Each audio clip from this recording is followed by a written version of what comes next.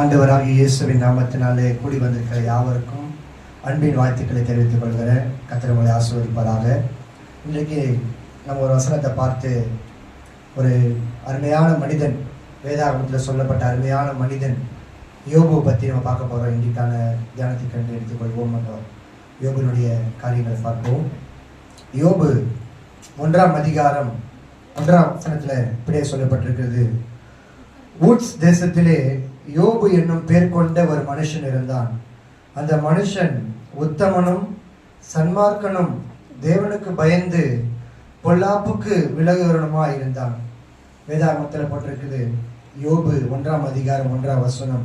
ஊட் தேசம் என்று சொல்லப்படுகிற தேசத்திலே யோபு என்ற ஒரு மனுஷன் இருந்தான். அவன் தேவனுக்கு பயந்தவனா இருக்கிற ஒரு மனிதன். தேவனுக்கு பயந்து பொல்லாங்காய் தோன்றுகிற எல்லா காரியங்களும் விட்டு விலகுவனுமா இருந்தான். அப்படிப்பட்ட கர்த்தருடைய தாசனா இருக்கிறான்.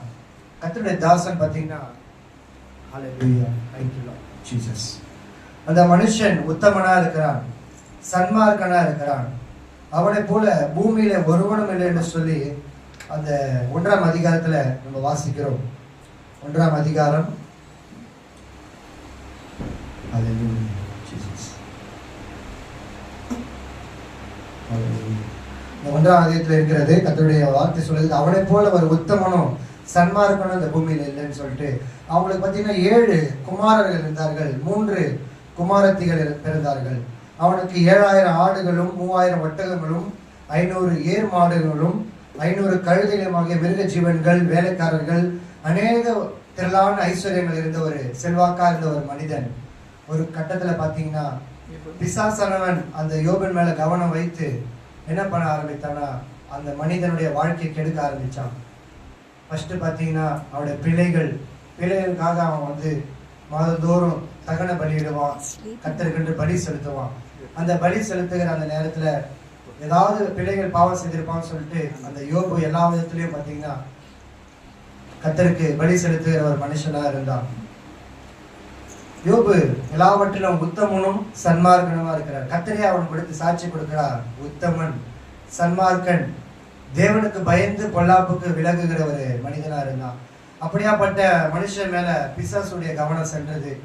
அந்த கவனத்தினால பிசாசு என்ன நினைச்சானா, இவனை ஒண்ணுமே இல்லாத ஆக்கிடணும் அப்படின்னு சொல்லிட்டு அந்த யோபுவுக்கு ஒரு எல்லா விதத்திலும் இழப்பை கொண்டு வர தீர்மானித்தான்.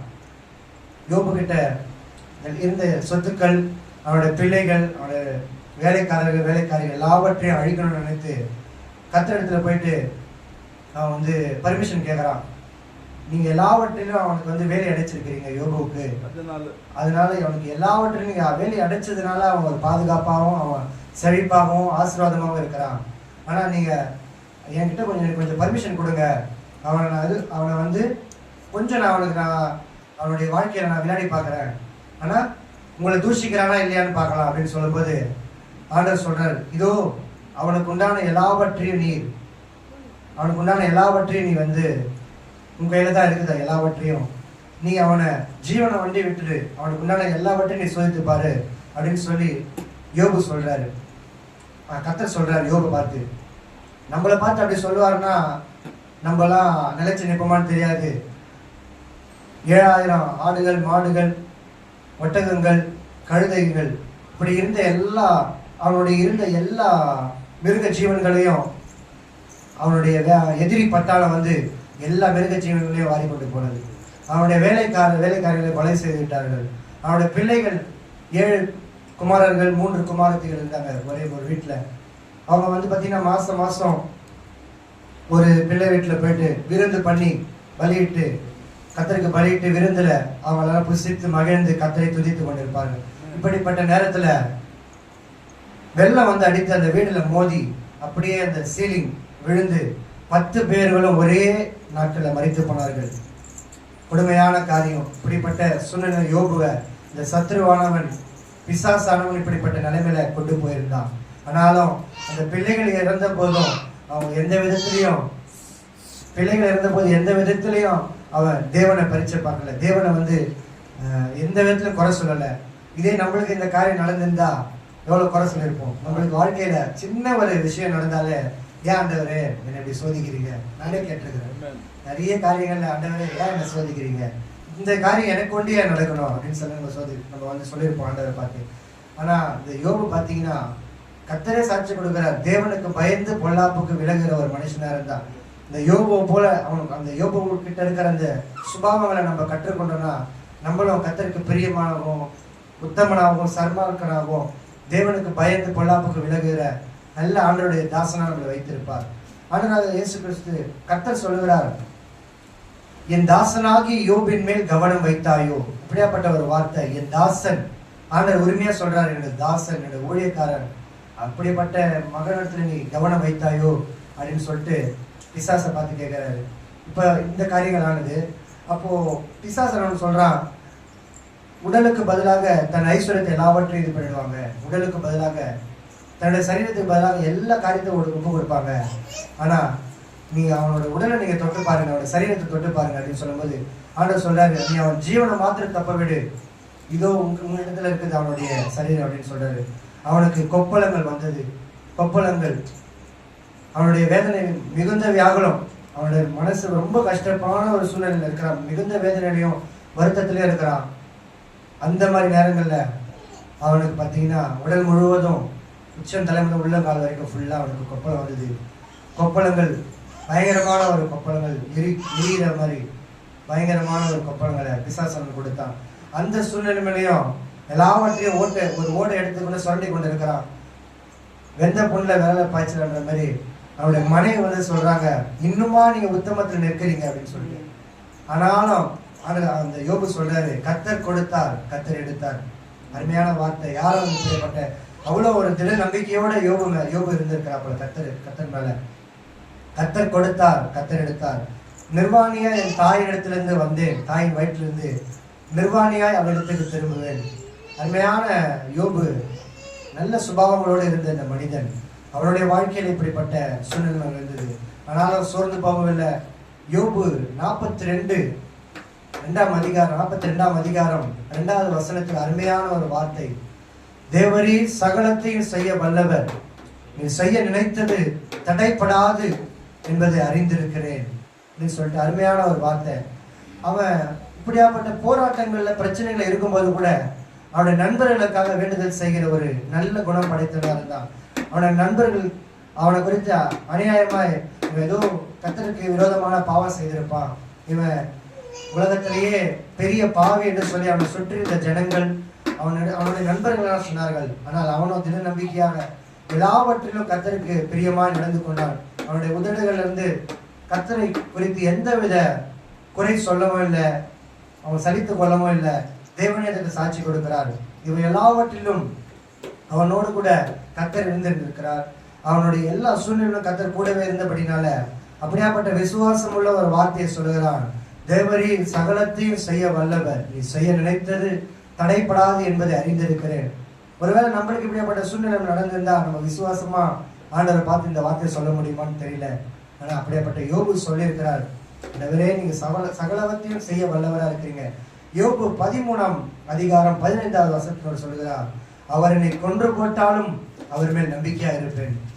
பிசாசானவன் அவன் விழுந்து போயிடுவான், ஆண்டவரை குறை சொல்லுவான்னு சொல்லிட்டு அவனுடைய எல்லா ஐஸ்வர்யத்தையும் வேலைக்காரர்கள் எல்லாவற்றிலையும் அவனுடைய தந்திரமான காரியங்களை எல்லாவற்றையும் இழப்ப கொண்டு வந்தான்.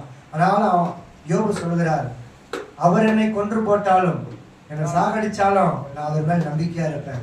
அப்படியாப்பட்ட ஒரு ஃபெய்த், அப்படியாப்பட்ட ஒரு நம்பிக்கை, விசுவாசத்தை, ஹோப், அப்படியாப்பட்ட ஹோப்பை கர்த்தர் கொடுத்திருக்கிறார். அதனாலதான் அவருக்கு தெரியும், யோபு என்னுடைய தாசன், என் இருதயத்துக்கு ஏற்றவன், எல்லாவற்றையும் எனக்கு பிரியமா நடந்து கொள்கிறார், ஒருபோதும் என்னை அவன் குறை சொல்ல மாட்டான், என்னை சலித்துக் கொள்ள மாட்டான்னு சொல்லி கர்த்தருக்கு தெரிந்ததுனால பிசாசு கிட்ட தாராளமா நீ அவனை வந்து சோதிச்சு பாரு, அவனை வந்து எல்லா விதத்திலும் நீ உன்னுடைய தந்திரங்கள், உன்னுடைய எல்லா காரியங்களும் நீ செய்து பாரு, அவன் என்னை குறித்து ஒருபோதும் தீங்கான தவறான வார்த்தையை குறை சொல்லவும் மாட்டான் அப்படின்னு சொல்லி யோபு குறித்து பரிசுத்த ஆவியான கர்த்தர், தேவனாகிய கர்த்தர் இப்படிப்பட்ட காரியங்களை பேசியிருக்கார்.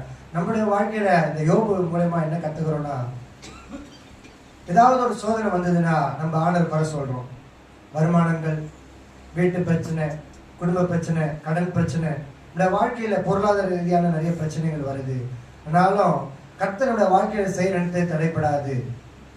அவர் என்னை கொன்று போட்டால் அவர் மேல் நம்பிக்கையா இருப்பேன். கர்த்தர் கொடுத்தார், கர்த்தர் எடுத்தார், கர்த்தருடைய நாமத்திற்கு ஸ்தோத்திரம் அப்படின்னு சொல்லி அருமையான யோபு சொல்லுகிறார். இந்த யோபுடைய வாழ்க்கையில அவனுடைய வாழ்க்கை ரொம்ப போராட்டமான வாழ்க்கையா இருந்தாலும், ஆனால் யோபு பார்த்தீங்கன்னா அவனுடைய நண்பர்களுக்காக வேண்டுதல் செய்தான். யோபு தன்னுடைய நண்பர்களுக்காக வேண்டுதல் செய்த போது வார்த்தை சொல்லுகிறது, கர்த்தர் அவனுடைய முகத்தை பார்த்தார். முகத்தை பார்த்து நண்பர்களுக்காக வேண்டுதல் செய்த நிமித்தம், அவன் உத்தமமா அவனுடைய சன்மார்க்கமா நீதிமான நடந்த நிமித்தம் கர்த்தர் அவனுடைய சிறையிருப்பை எல்லாவற்றையும் மாற்றினார். அவனுடைய முன்னிலைமை பார்க்கிலும் வேதம் சொல்லுகிறது 42ஆம் அதிகாரத்துல, அவனுடைய முன்னிலைமை பார்க்கிலும் பின்னிலைமை ஆசீர்வதிக்கப்பட்டிருந்தது. அதே போல பிள்ளைகள் பிறந்தார்கள். 7 குமாரர்கள் 3 குமாரத்திகள் பிறந்தார்கள். வசனம் சொல்லுகிறது, தேசத்திலே அவருடைய பிள்ளைகளை யோபுடைய குமாரத்திகளை போல அழகானவர்கள் சௌந்தரியமானவர்கள் யோபுடைய பிள்ளைகளை போல இல்லைன்னு சொல்லி வசனம் சொல்லுது. இப்படியாய் கர்த்தர் அந்த யோபை ஆசீர்வதித்த தேவன் நம்மை ஆசீர்வதிக்க போதுமானவராக இருக்கிறார். முன்னிலைமை பார்க்கலும் பின்னிலைமை ஆசீர்வதிக்கிற தேவனா இருக்கிறார். உத்தமனையும் சன்மார்க்கனையும் ஒருபோதும் கைவிடாத நேசர். அதே போல நம்மளுடைய நம்பிக்கையும் அவன் எப்படி விதமா ஆசீர்வதிக்கப்பட்டான்னா, அவன் அவ்வளோ ஒரு மோசமான சூழ்நிலையிலும், ஒருவேளை நம்ம வீட்டுல உடம்பு சரியாத நம்ம இருப்போம், நம்மளால முடியாத சூழ்நிலையில யாராவது வந்து நமக்கு ஜெபம் பண்ணுங்க சொன்னா நம்ம என்ன சொல்லுவோம்? போப்பா நானே உடம்பு சரியாத இருக்கிறேன், நானே முடியாம இருக்கிறேன் சொல்லுவோம். அவனுக்கு எல்லா இழப்புகள், மனைவி தவிர எல்லாமே அவனுடைய இழப்புகள் எல்லாமே வந்துருச்சு. மனைவி மாத்திர மனைவியும் வந்து சொல்றா, இன்னொன்னு உங்களுடைய உத்தமத்தில் இருப்பீரோ, தேவனை தூஷித்து ஜீவனை விடுன்றான். இப்படியாப்பட்ட காரியங்கள் அவன் சொல்றா, பைத்தியக்காரி பேசுறது போல பேசுற நீ. யோபு சொல்ற, பைத்தியக்காரி பேசுறது போல பேசுற. கர்த்தர் கொடுத்தார், கர்த்தரிடத்திலிருந்த நன்மை பெற்ற நாம் தீமை பெற வேண்டாமோ? அவ்வளவு நிதானமாய் யோபு பேசுகிறார். இப்படிப்பட்ட சூழ்நிலைமைகளை யோபு இருந்து சிறையிருப்ப கர்த்தர் மாற்றினார். எப்படி மாற்றினார்னா, நண்பர்களுக்காக வேண்டுதல் செய்து போல நாமும் நண்பர்களுக்காக வேண்டுதல் செய்வோம். நம்ம தேசத்தில் இருக்கிற நண்பர்களுக்காக, சகோதரர்களுக்காக, சகோதரிகளுக்காக, பாதிக்கப்பட்டிருக்கிற ஒவ்வொருவருக்காக நம்ம வேண்டுதல் செய்வோம். இந்த வார்த்தையை கர்த்தர் தாமே ஆசீர்வதிப்பாராக. உங்களோடு கூட இருந்து செய்கிற காரியங்கள் பெரிய காரியங்களை செய்வார். சகலத்தையும் செய்ய வல்லவர். அவனுக்கு எல்லா விதத்திலும் ஆசீர்வாதத்தை இரட்டிப்பா நன்மை கொடுத்த தேவன் உங்களுக்கும் கொடுத்து கர்த்தர் உங்களை வழிநடத்துவாராக. ஆமென். ஆமென்.